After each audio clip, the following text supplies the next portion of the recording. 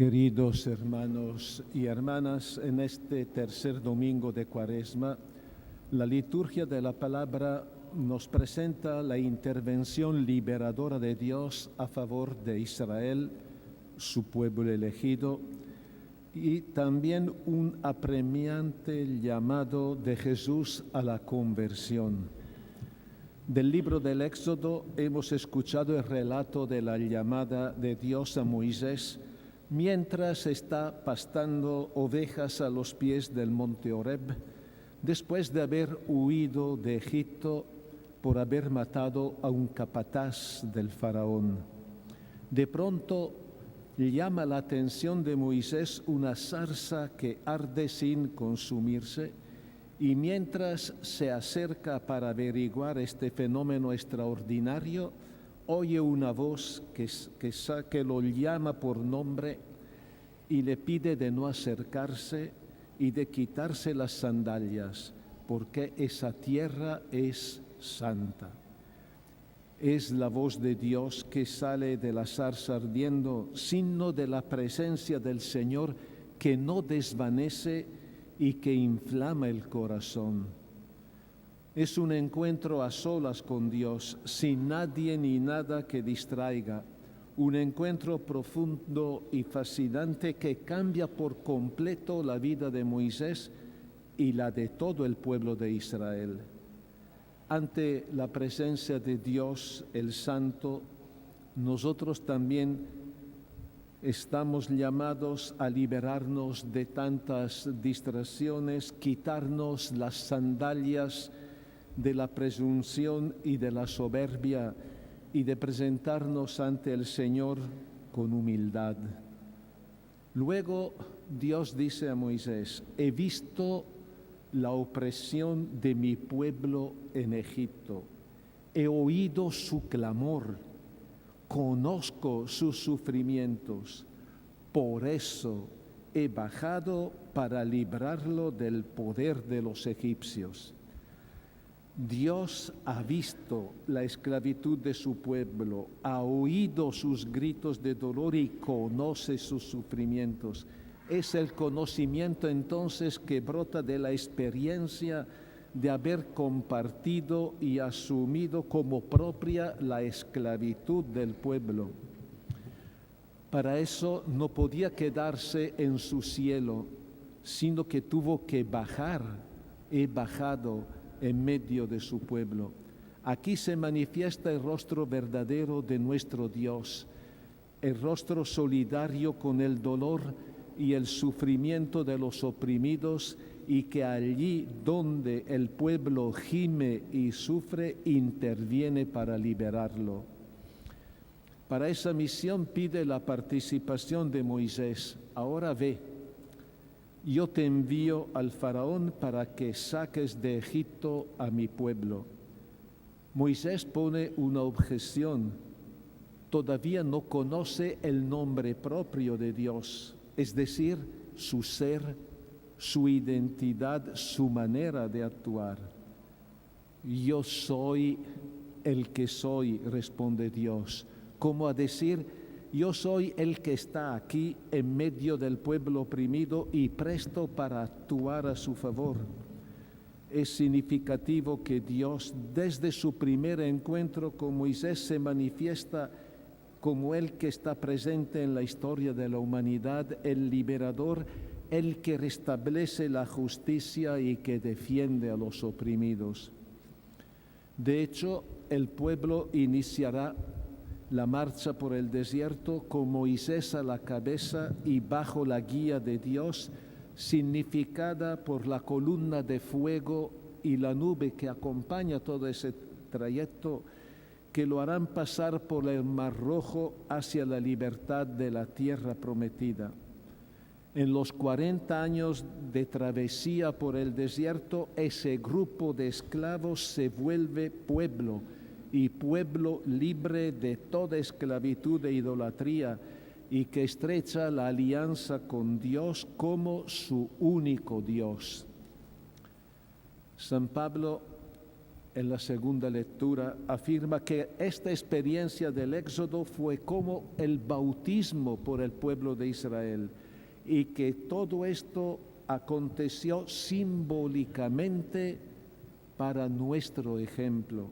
Por cierto, también nosotros en nuestra vida pasamos por la experiencia del mal cuando por nuestra debilidad y fragilidad caemos bajo la esclavitud del pecado. Pero Dios, así como escuchó el clamor de los israelitas, también está dispuesto a escuchar nuestros pedidos de auxilio y a venir en nuestra ayuda. Lo único que Dios nos pide es que reconozcamos nuestros errores y pecados y estemos dispuestos a dejarnos corregir. Es lo que también pide Jesús en el Evangelio de hoy ante los comentarios de unas personas acerca de las desgracias que habían conmocionado al pueblo judío. Jesús deja bien en claro su posición.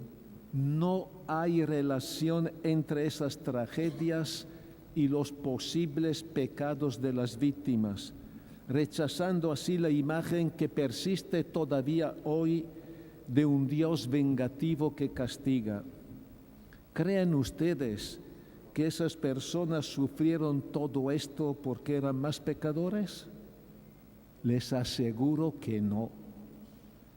La experiencia de desgracias y de la muerte en nuestra vida son inexplicables con nuestra sola razón. Nos ponen interrogantes, sacuden nuestra fe y pueden hacerla desmoronar o reafirmar.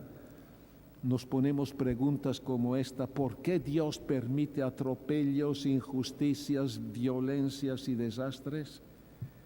El mal y la muerte están relacionados en forma misteriosa con el pecado. Sin embargo, todo esto no escapa de las manos de Dios, que ha hecho de nuestro mal un lugar de salvación, como nos dice San Pablo en la carta a los Romanos. Donde abundó el pecado, sobreabundó la gracia, sobreabundó el amor y la vida de Dios. En el pensamiento de Dios, el sufrimiento de por sí no es el mal. El mal es lo que mueve al odio y a la violencia, lo que causa el hambre y el sufrimiento de millones de personas, y el mal es todo lo que lleva a la muerte del ser humano, de los inocentes y a la destrucción del medio ambiente.